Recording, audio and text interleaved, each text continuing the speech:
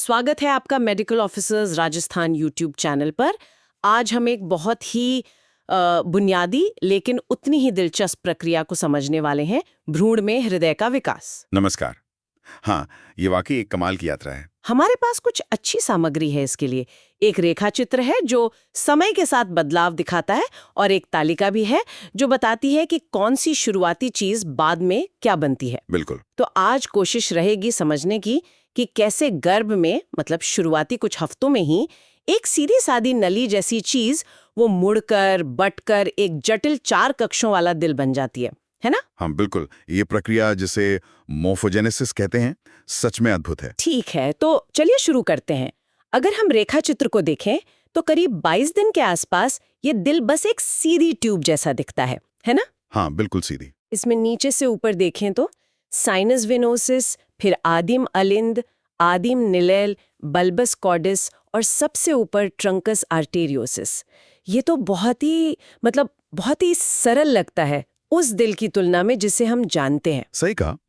ये शुरुआती ट्यूब अवस्था, इसे प्रिमिटिव हार्ट ट्यूब कहते हैं। ये यहीं से सब शुरू होता है।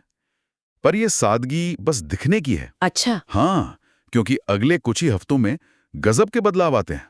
रेखा चित्र में आप देख सकते हैं कैसे 24 दिन, 35 दिन और फिर 50 दिन तक ये ट्यूब सिर्फ लंबी नहीं होती, बल्कि ये मुड़ती है, एक एस शेप में लूप बनाती है। हाँ, दिख रहा है।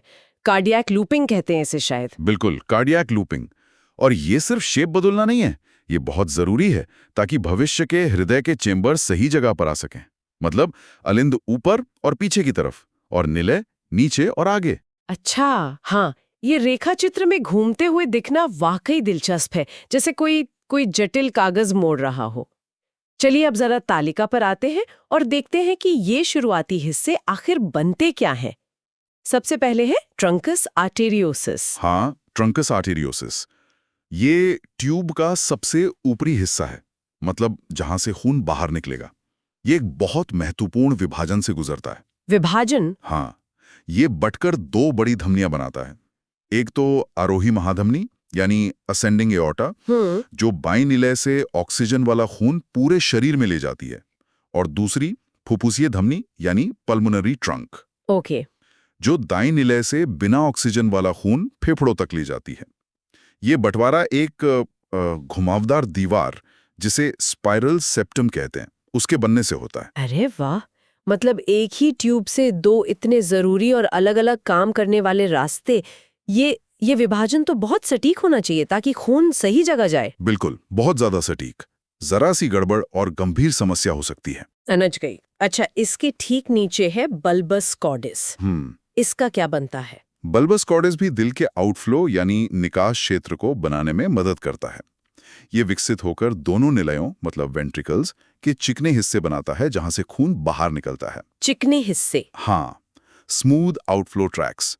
दाहिने निलय में इसे कोनस आर्टेरियोसस या इन्फंडिबुलम कहते हैं, जो पल्मोनरी ट्रंक की तरफ जाता है, और बाईं निलय में ये एओर्टिक वेस्टिब्यूल कहलाता है, जो एओर्टा की तरफ जाता है। चिकना इसलिए जरूरी है ताकि खून आसानी से बिना रुकावट के बाहर निकल सके। अच्छा, तो निलय के जो एग्जिट गेट हैं वो बल्बस कॉर्डिस से आते हैं और चिकने होते हैं। ठीक है। लेकिन फिर तालिका में आदिम निलय यानी प्रिमिटिव वेंट्रिकल भी लिखा है। उसने निलय बनाने में क्या किया? हाँ, यहीं पर एक दिलचस्प चीज है।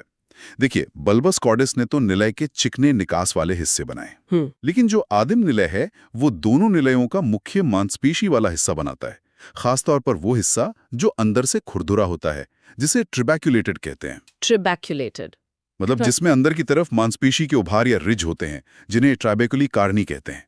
ये सिर्फ ऐसे ही नहीं होते, ये निलय की दीवार का सरफेस एरिया बढ़ाते हैं, और माना जाता है कि ये सिकुड़ने की ताकत बढ़ाते हैं और निलय के खाली होने पर दीवारों को चिपकने से रोकते हैं। ओह! तो वयस्क निलय असल में 2 अलग-अलग भ्रूणी हिस्सों का मेल है। चिकना निकास वाला रास्ता बल्बस कॉर्डिस से, और खुरदुरा काम करने वाला मुख्य हिस्सा आदिम निलय से। ये तो कमाल का डिजाइन है। स्मूथ एग्जिट और पावरफुल रफ पंपिंग चैम्बर, दोनों के सोर्स अलग। क्या आदिम अलिंद यानी प्रिमिटिव एट्रियम के साथ भी कुछ ऐसा ही होता है? हाँ, कुछ वैसा ही। आदिम अलिंद भी मुख्य रूप से वयस्क अलिंदों मतलब एट्रिया के ट्रेबिकुलेटेड हिस्से बनाता है। अच्छा। इनमें भी मांसपेशी के रेल होते हैं, जिन्हें पेक्टिनेट मांसपेशियां कहते हैं। ये दाहिने अलिंद की उभार, जिसे ऑरिकल कहते हैं, और बाएं अलिंद के ऑरिकल में ज्यादा साफ दिखते हैं। ये भी शायद अलिंद के सिकुड़ने में थोड़ी मदद करते हैं, हालांकि अलिंद की दीवारें निलय से काफी पतली होती हैं। समझ गई। तो जैसे आदिम निलय ने नीलियों के ट्रैबिकुलेटेड हिस्से बनाए, वैसे आदिम अलिंद ने अलिंदों के। बिल्कुल। ठीक है। अब उस पर आते हैं जो शुरुआती ट्यूब में सबसे नीचे था, साइनस वेनोसिस। तालिका में इसके बाएं और दाएं हॉर्न का जिक्र है।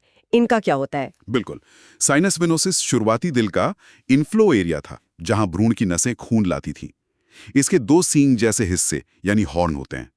समय के साथ जो बायां हॉर्न है, हाँ। वो काफी सिकुड़ जाता है और छोटा होकर वयस्क दिल में कोरोनरी साइनस बन जाता है। कोरोनरी साइनस वो नस है जो दिल की मांसपेशियों से इस्तेमाल हुआ खून वापस दाएं अलिंद में लाती है। तो बायां हॉर्न एक छोटी पर जरूरी चीज बन गया। फिर दाहिने हॉर्न का क्या हुआ? वो ज्यादा बड़ा बनता है, भूमिका निभाता है। ये फैलकर दाएं अलिंद का पूरा चिकना पिछला हिस्सा बनाता है, जिसे साइनस वेनारम कहते हैं। साइनस वेनारम। हाँ, ये वो जगह है जहां बड़ों में सुपीरियर वेना कावा और इंफीरियर वेना कावा खुलती हैं। मतलब शरीर का सारा बिना ऑक्सीजन वाला खून यहीं आता है। तो देखिए, दाएं अलिंद का भी दोहरा मूल हो गया। चिकना हिस्सा साइनस वेनोसिस के दाहिने हॉर्न से और खुरदुरा पेक्टिनेट वाला हिस्सा आदिम अलिंद से। ये तो बहुत दिलचस्प है कि साइनस वेनोसिस के 2 सींगों की किस्मत इतनी अलग होती है। एक छोटा सा कोरोनरी साइनस बन गया और दूसरा दाएं अलिंद का इतना बड़ा हिस्सा। कमाल है। अच्छा, तालिका में अगला नाम है एंडोकार्डियल कुशन्स। ये क्या चीज है? इनका क्या महत्व है? एंडोकार्डियल कुशन, हाँ, ये शायद दिल के विकास में सबसे जरूरी चीजों में से एक है। अच्छा।